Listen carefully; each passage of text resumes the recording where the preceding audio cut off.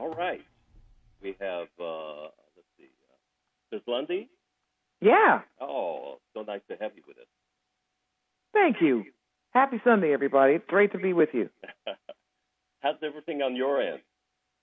Well, I'm in Los Angeles and just having a great time celebrating the premiere of the Mary Lou Williams Lady Who Sings Swings the Band, the movie. Oh, yeah. This came out. Carol Bash, the director, released that at the Pan-African Film Festival here in L.A. Right, right.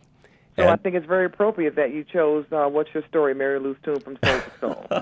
I tell you, I was just listening, or rather featuring some of your songs of your brand new album, Soul to Soul. One thing that it's just amazing is the styles, going from soul to a Brazilian Life is a Song in Me to the bluesish What's Your Story, and then gospel stuff. This is absolutely wonderful. What a project.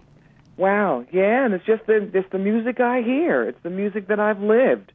And rather than approach my, jazz from something so specific and to the, and this is my 14th CD, so I've done a lot of things before this, but I really felt like this was a time to just kind of present the music as I've lived it, right. Before I even got into jazz. So you're getting a lot from Soul to Soul. It's and what I love about it is that touch of early classic fusion of the 70s with Patrice Rushen on the Mini Moog. That's the stuff that we used to play way back in 70s here, and also on WYLD in New Orleans. There was a wonderful colleague of mine who passed away 2 years ago. He was the Mr. Knight on WYLD FM New Orleans. And I used to go when I was very young. This is my 38th year on the air, and I've been playing this kind of music, playing some of your music. And when I listen to this with the lineup with Benny Maupin, I'm saying, wow, this is incredible. Wow. Wow. Yeah. Right, because Benny, I don't know if the audience is aware of that, but Benny's the guy you're hearing playing the melody in Chameleon. Exactly. And that great solo that he's, the bass clarinet and all that work that he did with Herbie back in the 70s, which was another turning point, actually, in Herbie's career. Absolutely, and also it's the sort of the album that started the hip-hop generation. That's correct. So I think we tried to represent you guys, on this record, Soul to Soul. We really went for it. This is wonderful. And also, I want to congratulate you. I got some of your earlier albums. I had no idea some of the portrait. You are a wonderful painter as well. Tell us about that side of your sort of a talent. Well, I always say that, to do my artwork, I don't have to rehearse the band. There's no applause. And it doesn't matter what the critics think because it's already complete. I have to go back and paint over it. Right. So, the artwork is something that just occurred as a way to kind of balance the work and the travel with something more quiet and reflective. And I think I was inspired initially to reflect on my childhood, which I saw really kind of like, in the fleeting distance. That's right. So my earlier paintings are of my family members, my mother. I think I just put something on Facebook last week of my mother, a portrait of her. Actually, she allowed me to paint that during her chemotherapy, so she has no hair. Oh. And, just to kind of make a connection with the visual art in a way that translates, the lines in music, the lines in paintings, the colors. That's to me, right. the colors are the chords, so all of those things are connected. And I've studied so much of my life. I've been a music student. However, I've not taken one lesson as an artist, as a visual artist. So it's all kind of, I'm kind of teaching myself as I go. It's just like Tony Bennett. Oh, yeah. He has beautiful work, too. That's right. He does. Joni Mitchell. Exactly. Is another who, I had a wonderful conversation with Joni Mitchell. We're born about a week apart. Is that right? And, yeah, and she began as an artist and then went into music, and it's kind of the flip side for me. Well, I guess your poetry comes from your paintings.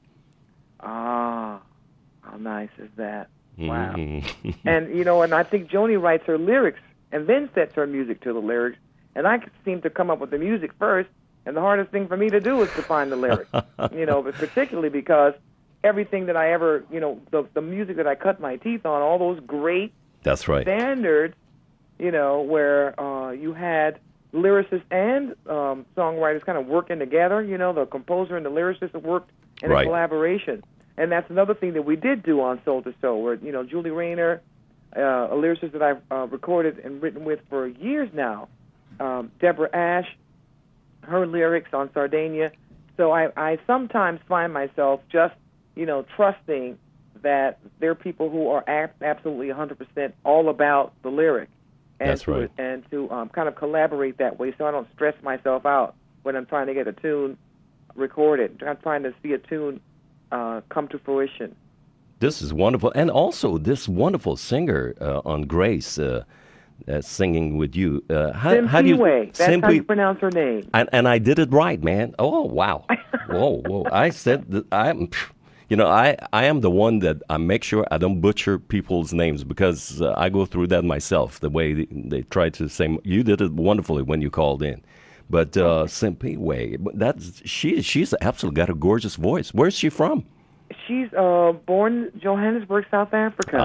And it's quite special the way we met. I've been working on that composition for about 8 months. Mm-hmm. And it started on a guitar motif that it was haunting me, just the whole guitar kind of constant, perpetual motion of that riff that I had was the core essence of how that tune evolved. Right. And I just could not move past certain place in the song because of what the inspiration was. The source of the inspiration having to do with slavery as a people, the way our country has evolved, a result of slavery, and the origin of the people. That's and when right. I met her, it was a result of the inaugural South African Film and Music Festival that was here in Los Angeles about 3 or 4 years ago. Oh, how nice. And she was on the bill with her band. I think she had 12 people in her band. And she came out on stage. I'll never forget it. She came out on the stage,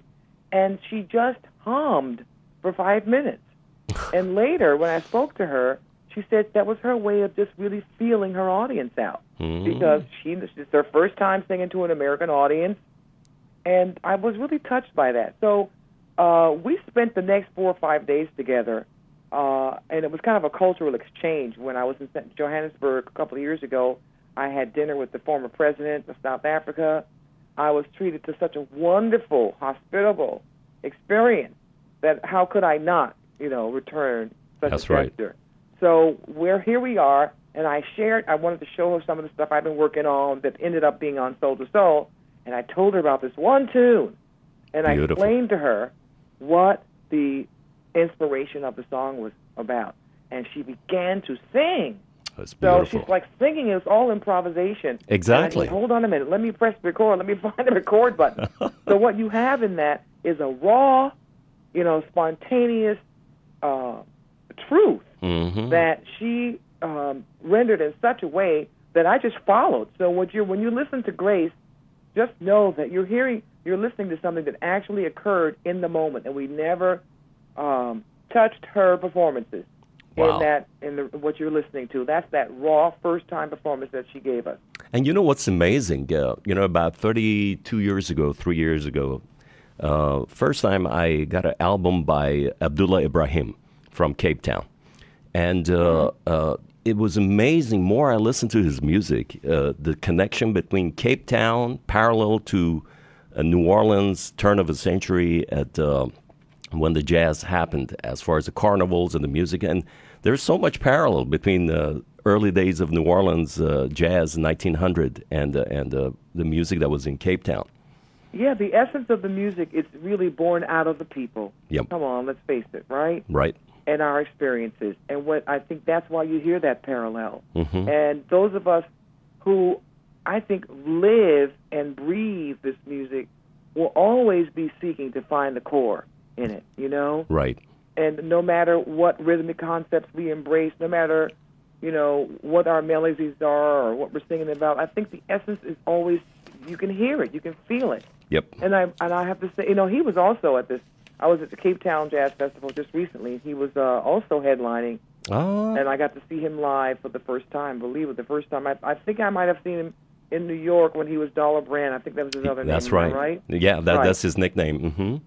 Yeah, so I saw him many times in New York, but to see him all these years later, still like just as, I would say even more so. Right. You right. know. And his having wife. So much more life to history to talk about. Right, and his wife is a wonderful singer. I don't know whether she still performs. Sathima bin Abdullah.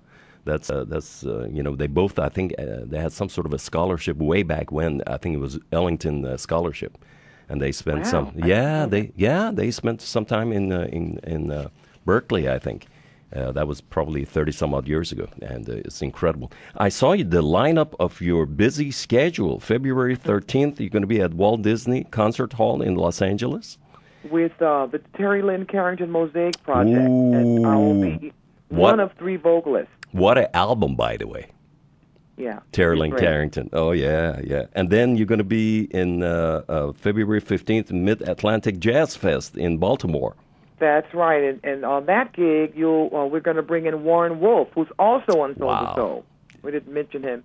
But he's this is our first time playing the music of Soul to Soul together. Beautiful. We toured Europe and the Western United States when we released back in September, all of October, when we closed in New York. And Benny Maupin, of course, and Patrice Rushen, Jameson Ross, Sarah Hall.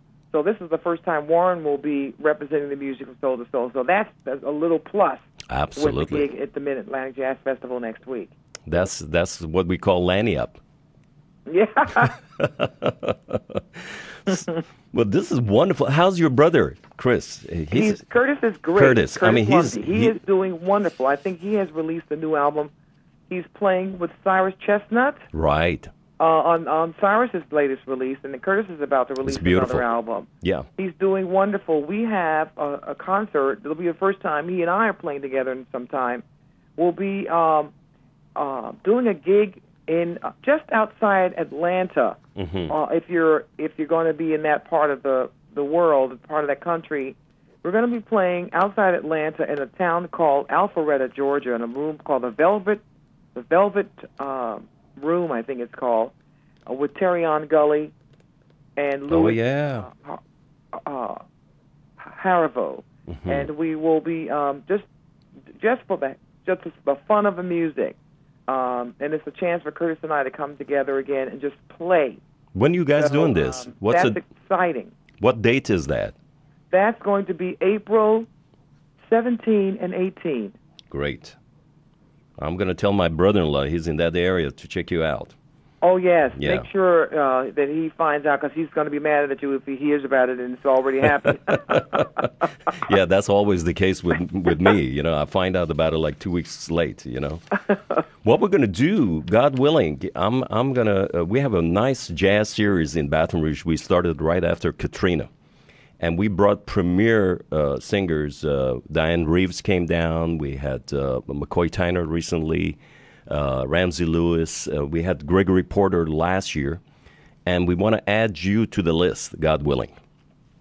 Wow. I was thinking to say something, and I thought, oh, don't say anything. But I'm so glad you did, because I've only performed once at the Jazz Heritage Festival. New Orleans. Mm-hmm. Back in the late 90s. Yeah. And I think in 1996, it was the first time I'd ever been to New Orleans, and I think I might have done the first jazz concert on the campus of Tulane University. Mm-hmm. So other than that, I have that's my history of playing in Louisiana.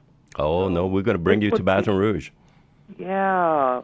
And I've been working with John Beasley. Oh, yeah. Who's originally from Baton Rouge. Right. Had a few gigs this last year. Mm.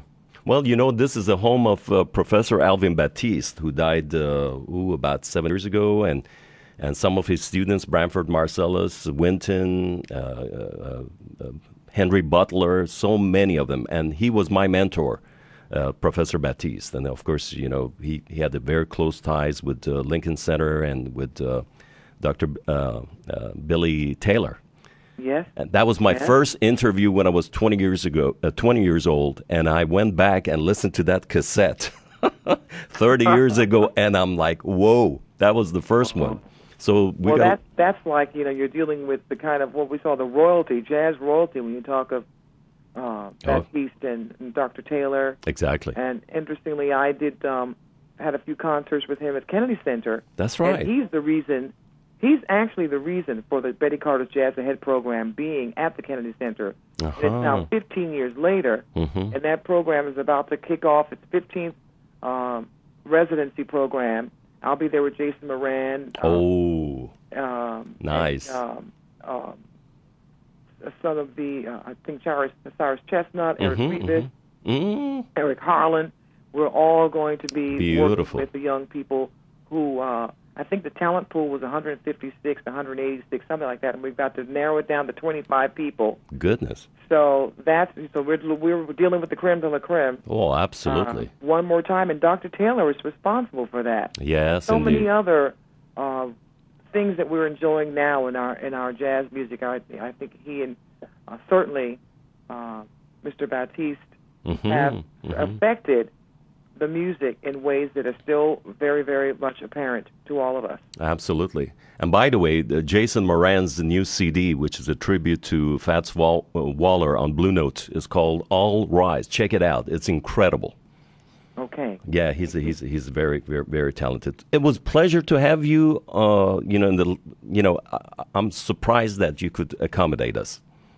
Well, it's always an opportunity to learn when I speak to you guys and get a sense of, us knowing each other and that we're all here and we're all doing the same thing, moving the music forward. Absolutely. And I want to thank you for your commitment and sticking with us and making sure the music gets heard. It's really important to all of us. Oh, so absolutely. Appreciate it.